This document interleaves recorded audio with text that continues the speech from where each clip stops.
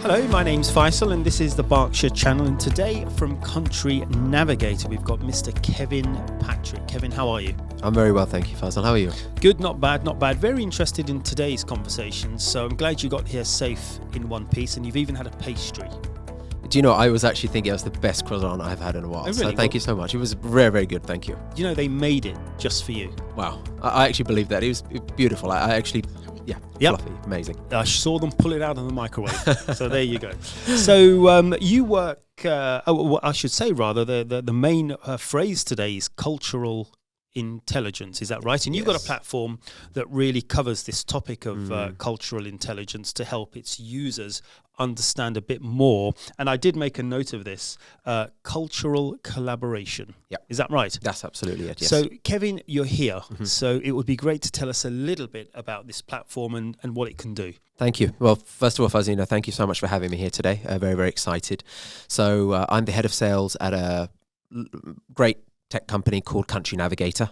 Country Navigator is actually the world's leading cultural intelligence and inclusion platform, used by many of the Fortune 500 companies around the world.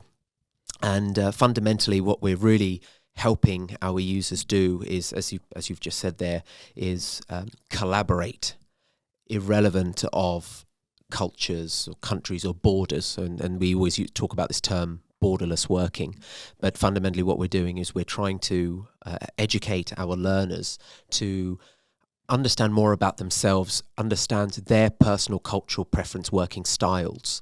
And when we look at the topic of culture, as we previously discussed, culture is so many different facets, not just the place that you're born and raised, but, you know, where maybe your parents are from. I mean, I'm a great example, born and raised in the UK, but my parents are originally from South India.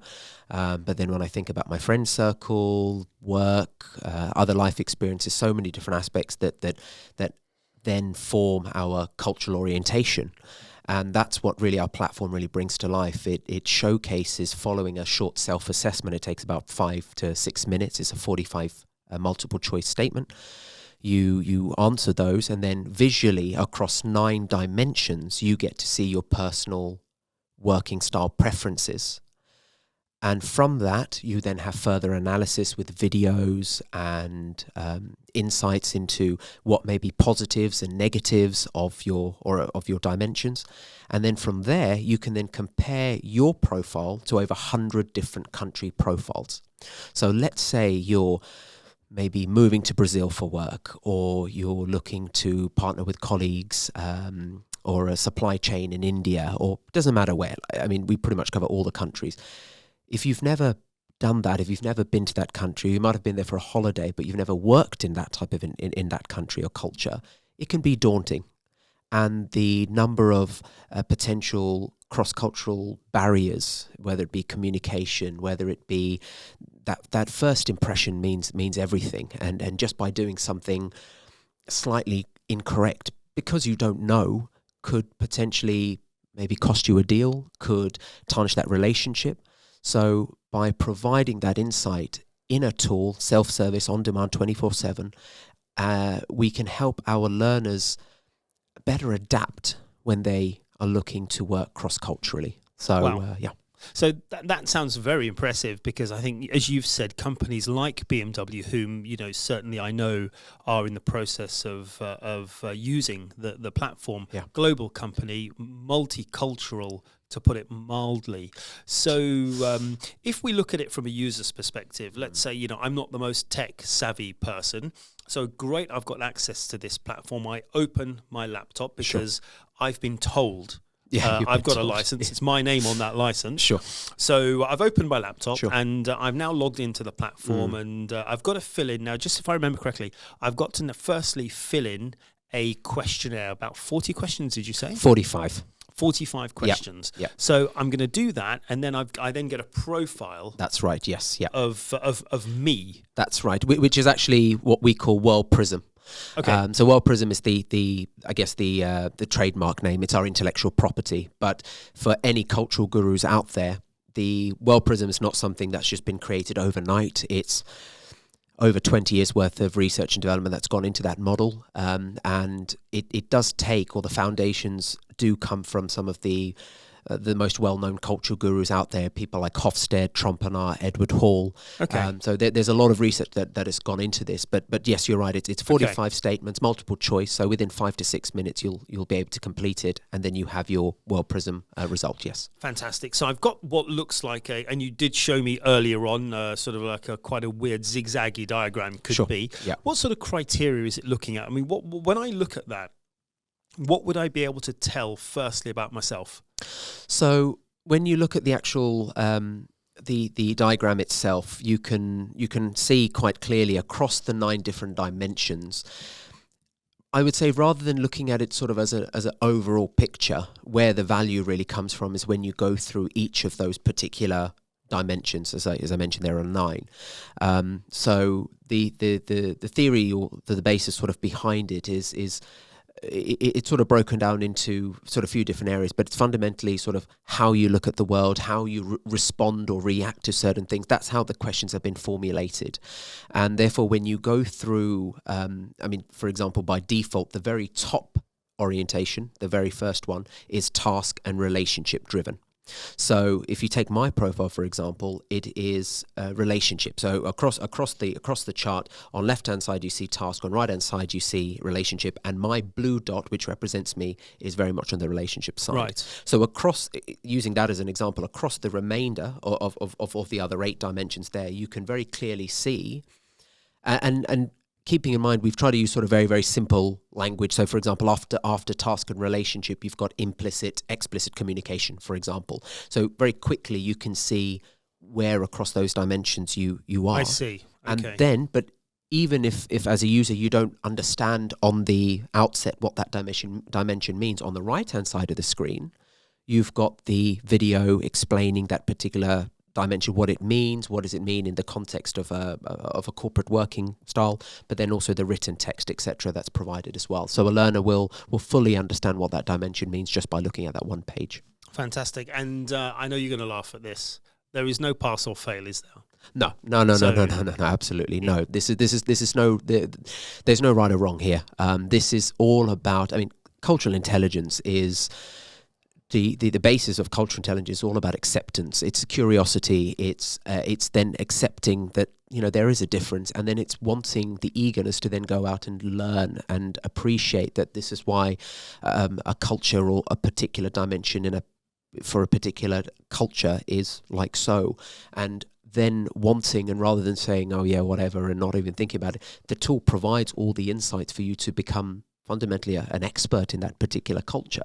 So the tool allows you not only from an awareness piece, but then if you want to go on and learn and develop and understand more and more, the tool just keeps on giving. Fantastic. And I guess as a user, I've done my worksheet now and I've got my results, which is great. And having seen the platform already, so there's a narrative there, there's videos as well to explain, which is brilliant. Yes, absolutely. So we've got that now. Yeah. And where do I go next? I can now select countries, if I'm not mistaken. That's right, yes. And I can look at the average profiles, because you were saying you've got, millions? Would that be well, correct? yeah, we've got over 1 million users Right. who've sort of used the tool, who've obviously completed their profiles, but also keep in mind the way that we actually produce the average as such is based on both an internal team but also sort of an external panel as well that takes the informational results that we're providing to suggest that, let's say Japan. I mean, we have Japan in the platform, but let's just say Japan. Our experts, internal experts, would suggest, for example, Japanese the Japan culture may be, argument's sake, middle orientation, or Sure. let's say, and then obviously that would then be validated with external panel. Generally, people have worked in Japan for a minimum, say, 5 years, so they can validate it, and then it's obviously cross-checked with the information we have within the platform if users wish to sort of share their nationality and background. So we've got to be fairly comfortable with the validity of what we're seeing. Yes, in absolutely, essence. absolutely. So I guess I'm just trying to think from a user's perspective, and I know, our client Assad in this instance will be explaining to his team what they can expect. So I'm guessing you can almost come to a point to decide which countries and cultures you're best suited to potentially. Absolutely, yes, yeah, you're 100% right. As you go ahead and add, so just to make it very clear, on the World Prism cultural profile section, you can actually compare yourself to up to 5 others. So it could be, let's say, 5 other countries, or it could be 3 countries and 2 other individuals. Yeah. So there is all on the same line. all on the same line. Wow. So yeah, which is really cool. So and I think for Azad and his team,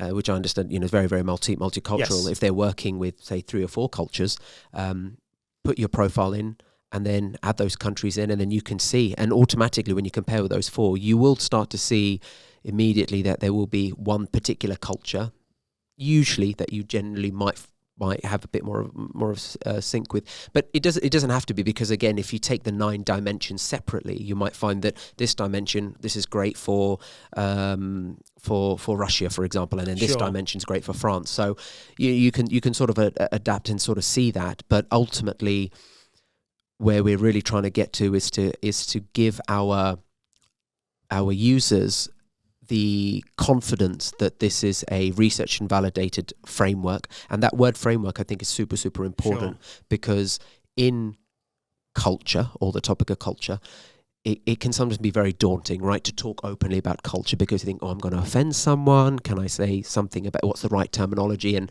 when that happens, you might not even talk about it, because you think, and therefore it's not discussed, which is a real shame. What we really want to do is, by providing World Prism, which is this framework, a research framework, people can openly talk about their cultural differences using the World Prism framework. So that, I think, is also very, very, very, very important. And hopefully that culture within BMW can start to change and be more open to talking about this cultural differences. I'm sure. I mean, they're very focused on it, hence taking the step to grab the platform. Absolutely. Here's an interesting question. This has been my last question. I'm just conscious of time. Sure. So I've completed that, and I've seen the scales, and I have to say what you showed me, where you could pick a country and another individual, I have to say it's very impressive. Really it is.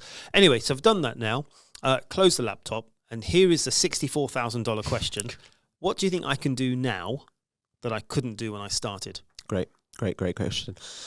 So obviously at this point you've closed the laptop, but I just want to pick up on a couple of things just before that, before you close the laptop. So 100% the self-analysis piece in itself is going to teach you a lot about yourself. Things that there are going to be dimensions in there that like even for me, right? I look at task relationship driven. I'm 100% like, I knew that even before I did the assessment. I work in sales. I always have. I'm a people's person. I love building relationships. In fact, it's super important for me before I do any business that I have a really good relationship with someone. But there are other dimensions within the tool, like shared and concentrated thinking, for example. So, which highlights that I'm more shared. So for me, I like to, even in a leadership position, I still like to ensure that everyone on my team are heard, that it's collectively we make a decision. Whereas I'd never even considered that about myself. I never really thought about that. I just thought that's just who I was. So there are certain things that you will start to learn more about yourself, which I think will make you more conscious as you go about sort of in terms of your normal working life, and realizing you just that general level of awareness and consciousness is sort of increased, which goes on to a much bigger part, which I think probably deserves its own conversation, which is all around sort of managing unconscious bias. Right. Which big topic. It's a massive topic, and I think when you consider all of us in our daily lives, however open and clear we are, we do have that. We're all, we might see someone, we related to something that maybe we've grown up with or we've seen once and think, oh, that's how that person may potentially be. But I think with World Prism and cultural intelligence, as you go through this self-assessment and self-awareness, I think you do learn more about yourself, and you realize as you're able to reflect more about yourself, I think you not only sort of learn, but you're so much more conscious about obviously all that type of thinking as well that sort of comes about. So I think the first piece, or the first difference you'll see, is that self-awareness on, especially in the dimensions that you'd never even thought about may have even been considered a dimension or orientation. Wow. So that's the first part.